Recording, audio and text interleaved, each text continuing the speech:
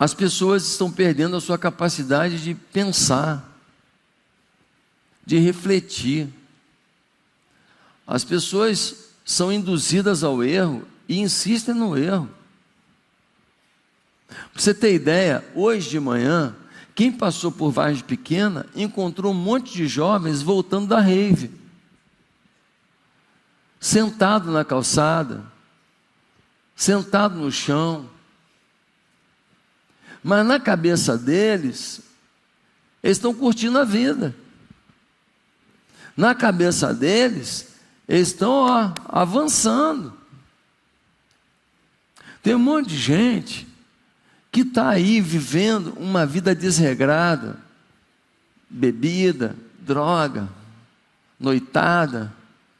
Eles estão achando que estão por cima da carne seca, que os idiotas estão na igreja no culto, mas que os espertos estão lá se drogando, se embebedando, fazendo sexo com todo mundo, com homem, com mulher, com o que pintar, e está tudo certo.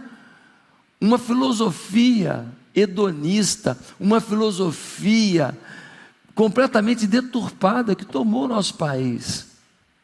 Nós estamos vivendo um tempo em que a gente não consegue acreditar em quase ninguém. É tanta mentira, é tanta sem vergonhice, é tanta gente falando que defende a justiça, mas que fere a lei. É tanta gente falando em democracia e agindo como ditador.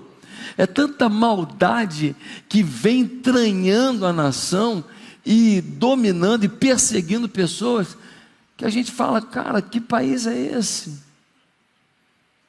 Um homem se explodiu em frente ao STF essa semana. Ele deve ter problemas emocionais, ele deve ter dificuldades, mas uma coisa eu te afirmo, ele estava decepcionado com o país dele.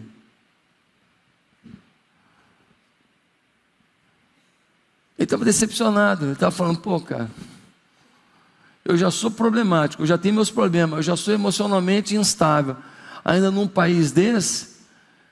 E aí ele vai como se fosse explodir alguém, na verdade ele foi para se explodir. É uma pena, é uma vida. É uma vida. No meio disso tudo, a pergunta que a gente tem que fazer é: o que você tem feito para mudar isso? Sim, porque a maioria de nós não entendeu ainda que todos nós temos um chamado. E um chamado que não é chamado teórico, não é chamado quando quer. A maioria das pessoas vive a filosofia do fazer se der. Mas o que a Bíblia diz é que cada um de nós tem um chamado para servir. E se você não cumprir o seu chamado de servir na obra de Deus, você está fracassando e você vai pagar por isso. Você vai responder por isso. Porque quando você não faz alguma coisa que você pode fazer, alguém não foi afetado pela sua ação.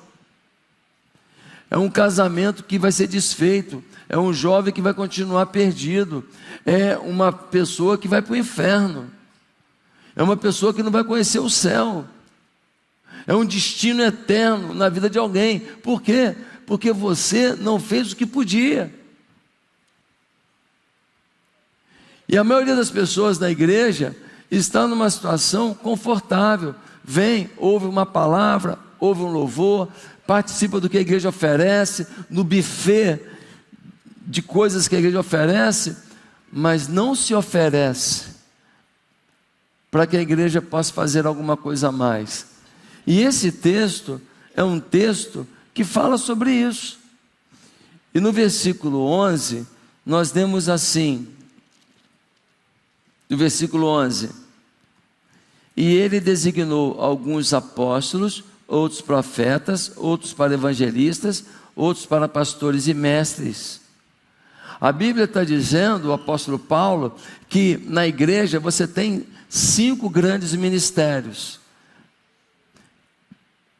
o apostólico, a visão, o apostólico, que é a força de envio da igreja para novas ações, novas obras missionárias, o profeta, aquele que traz o recado de Deus ao povo, o mestre, área do ensino, o evangelista, que multiplica a vontade de ganhar vidas para Jesus na igreja, e o pastor, que é quem pastoreia, cuida de cada pessoa, de cada coração.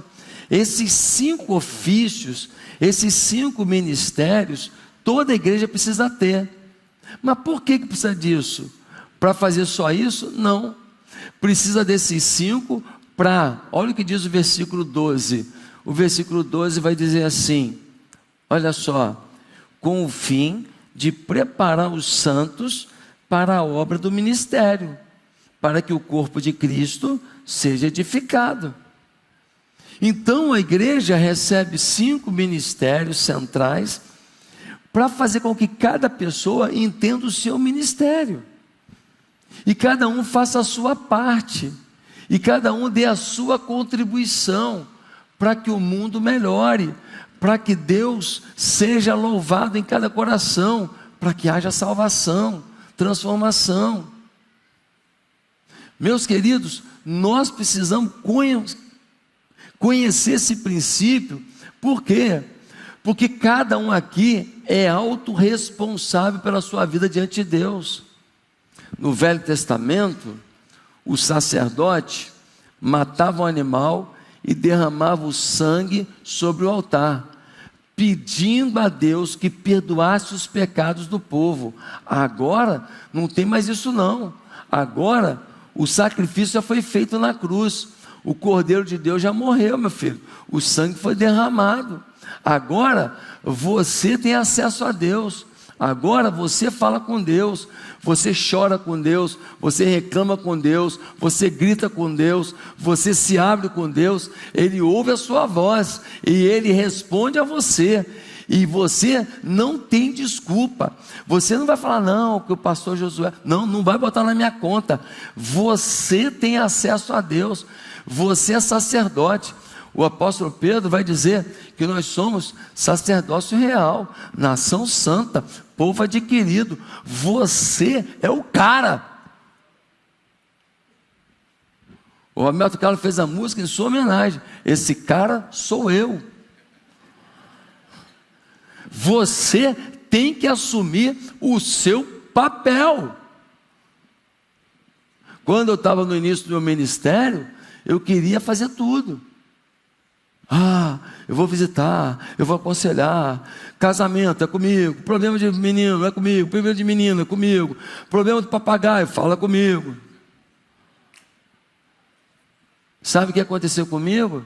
Ia acontecer o que aconteceu com muitos pastores: depressão, desespero, cansaço, estafa, burnout. Por quê? Porque ninguém dá conta de cuidar bem de uma multidão. Nós somos quase 17 mil membros aqui na sede. Como que nós vamos cuidar bem dessas pessoas se cada um aqui não fizer a sua parte? Nós precisamos que cada um aqui assuma o seu papel.